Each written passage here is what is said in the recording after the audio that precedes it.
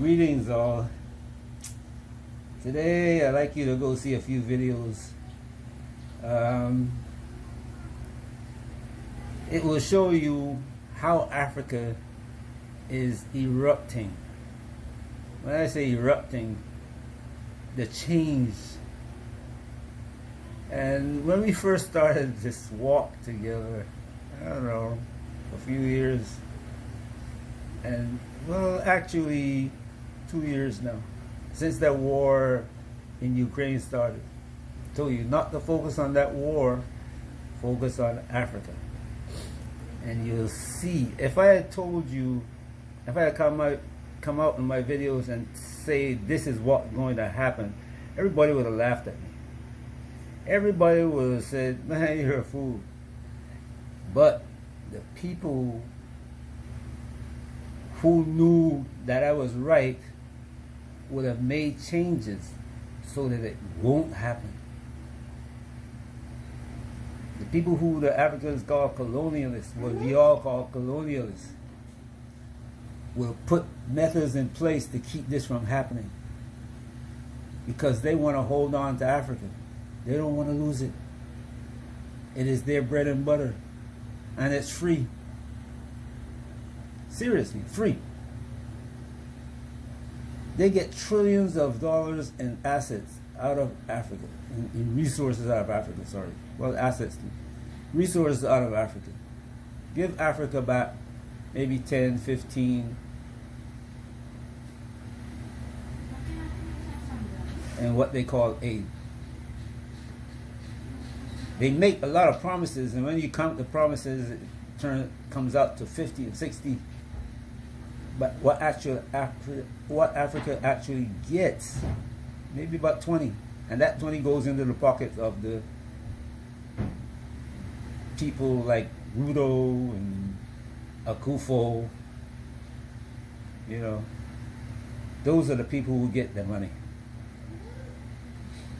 along with what they steal.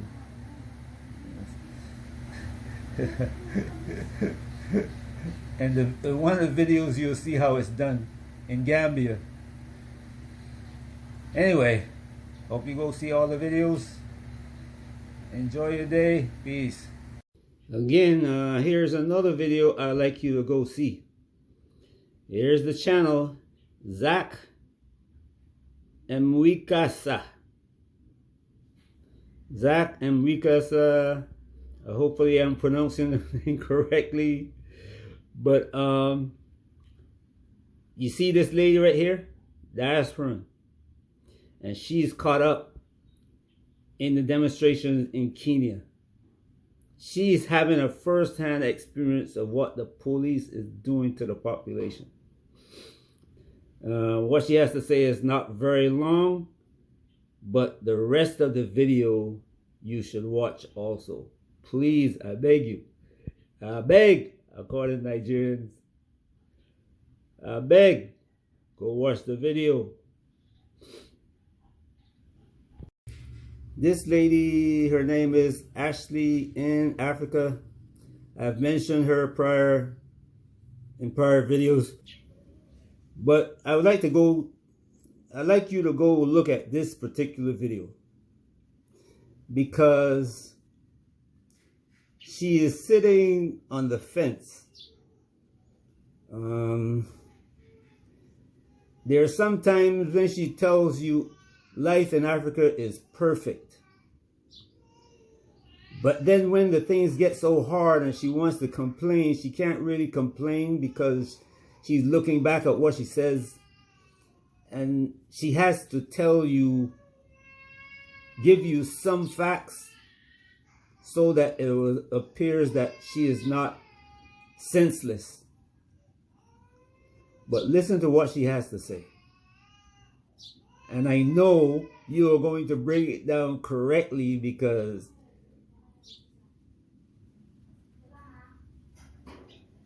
all of you who really listen to what I have to say have been looking at the world the way it actually is. And you see the reality and you see the fiction. and you can tell the difference between the two. So this is just to let you know as that you are not only, look, some people will say these things accidentally, or how I don't want to make an embarrassing comment, but they will say these things when they're cornered. You know, when life gets so hard in Africa and they're frustrated, then they come out and want to say something about it, but they can't tell you the whole story. So they tell you tidbits of what they're actually thinking. So go watch the video for yourself, and hopefully, her name is Renee Marcus. She's a YouTuber, makes videos about Gambia. I came across her a few years ago, and she's not a fan of diasporans, and that's my opinion. But I really don't care about that. Not everyone in the world is gonna like me. Like I always say in my videos, you got 20% of Africans who genuinely have a knowledge about us, who they call diasporans, who genuinely care about us as their brother or sister, and who will do everything to help us whenever possible. But there's a 20% of Africans that are almost like Caucasian people. They're like slave masters. Those are the same ones whose families sold us. And even today they have, I've seen people with rooms in their house where they have the trophies from our forefathers being sold to the Caucasian. But anyway, there's another 60% who they just trying to survive. But they won't follow the 20% who are good people. They follow the 20% who are scammers and thieves and like the people in the government, basically. So her being anti-diasporan because we come there and we buy land in Gambia, and we don't just, we come to Gambia with a different mindset than what she has. She's one of those Africans who want to see Gambia build malls and be like Europe and America, which is what we are trying to escape. And we already know that the malls in America are failing. And when you do something that has failed, what you're doing is destroying the country that you claim to love. And I myself told her that in the comment section of her video. I said, look, you went to England and you saw England and you see that malls there are failing. Why would you want to make Gambia into a New England that's going to fail? Silence. And I always ask people who want to see their state, their African state becomes just like America. I asked that to the Ugandan, famous Ugandan YouTuber. I asked that to the famous Kenyan YouTuber. I asked it several of them. And they can't answer. Not that they can't answer, but to answer will embarrass themselves. Because you're making your country into America because you don't like your country, actually. If you love your country, you will build your country in the manner that you want it built for all your people. Not the way America looks for your people. I'm not saying America don't have things that are good. There are plenty of things in America that are good, but if you look at how America does things, it doesn't do things for the benefit of the people who are the working people in America. They are just ancillary.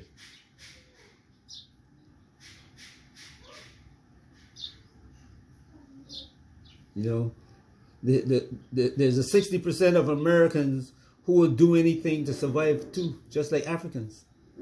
And there's that 20% who are the politicians and their followers who will do anything for power.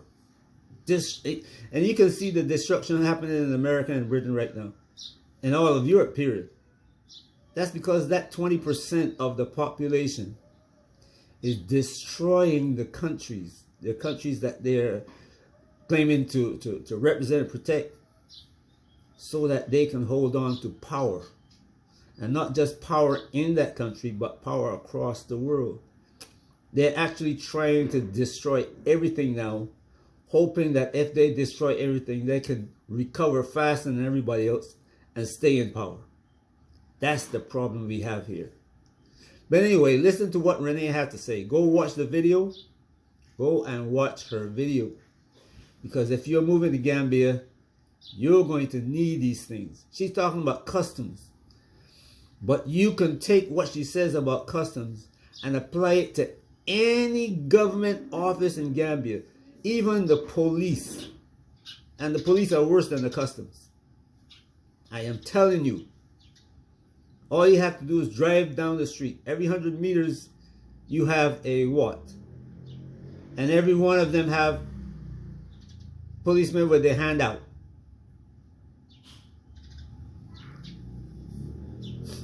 When you leave home, there's a policeman saying to you, hey, you're going away.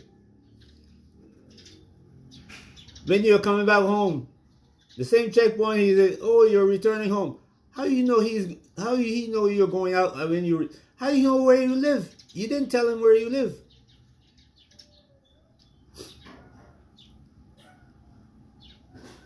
A lot of women are getting robbed and killed, men too, in Gambia. Some you don't hear about. But this is not a local issue. It's all across Africa. I know people who live in Tanzania, and these things are happening to them. They don't talk about it because they're afraid. They are afraid and they don't want to go back home. Shame. Kenya, same thing. Uganda, same thing. Can't go back home because of shame. Ghana, same thing. Wherever you see diasporans, they have problems and they don't talk about it because it's a shame. They're afraid to talk about it so other people can know that, hey, my life is not perfect as you think, as I have you think it is. Anyway, go see Renee Marcus' video.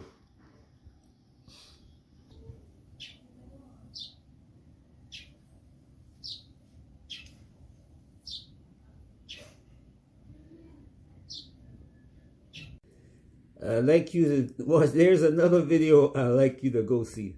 Please go see this one. If see the 4 videos I recommend here, and if there's one that I would advise you to go look at, please, this one is it. I am not kidding you. This one is it. As a matter of fact, you know what? Let me play a clip on it. Erupted into a physical altercation when a heated debate spiraled out of control. The catalyst? A challenge from an ECOWAS leader from the Ivory Coast who rose to contest accusations leveled against leaders accused of impoverishing West African countries. What began as a fiery exchange of words quickly escalated, resulting in an all-out brawl that left the assembly in disarray. Here's the video and how it all unfolded. The presentation was given by someone who provided important and interesting elements that I find reliable. The figures might be excellent, but the political vision is catastrophic. If I respect the figures, I cannot respect the vision of UNDP. Let me explain why. The title of the document presented is The State of Poverty and Inequality in West Africa. In reality, the title should be The State of Impoverishment and Inequality in West Africa. As long as they continue to say poverty, they are not supporting the exit from underdevelopment. We are among the richest countries on the planet. Saying West Africa is poor means these people are part of the problem. It is impoverishment. But why don't they dare say impoverishment?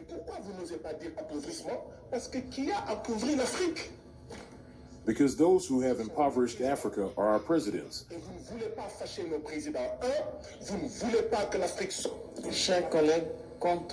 We need to control our language.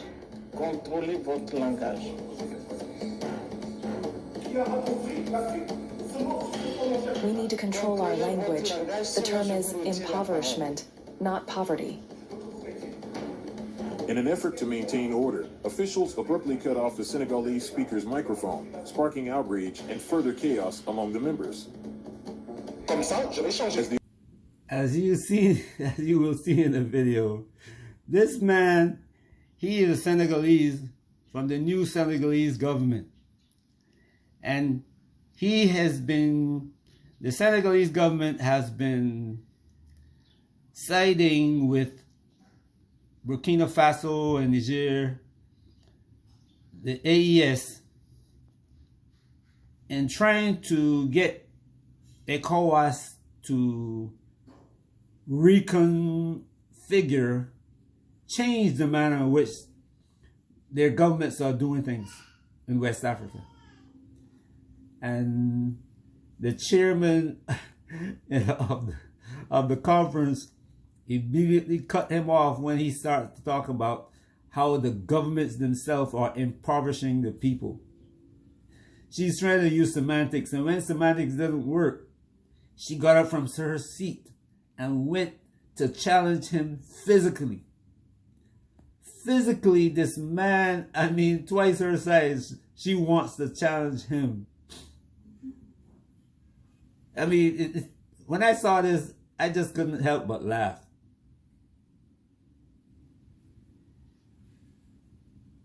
I couldn't help it.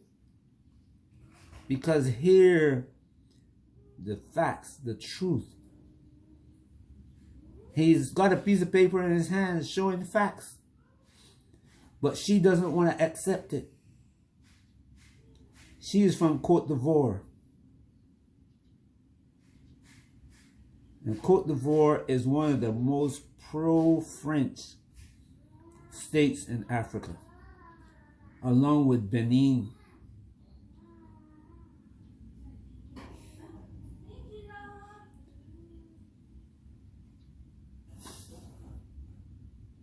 ECOWAS needs to be disbanded.